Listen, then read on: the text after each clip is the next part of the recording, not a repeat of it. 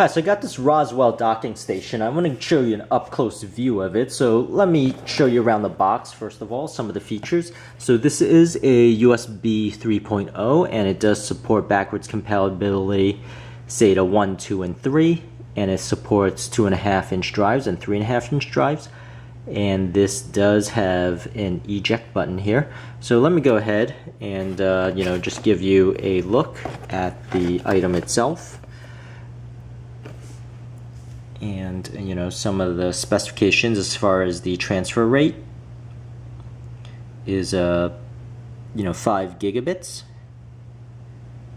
and has a 12 volt.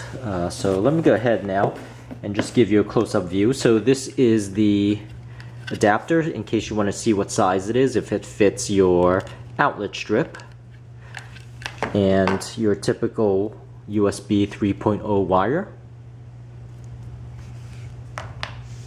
And this here is the Rosewill docking station, and it does come with the eject, as you can see here, that it does eject with that panel once you push it. Has an on-off switch, which is always a good thing. Not every one of these come with on-off switches. And it fits. Here is a SSD drive, so it fits all of these drives basically all the same way.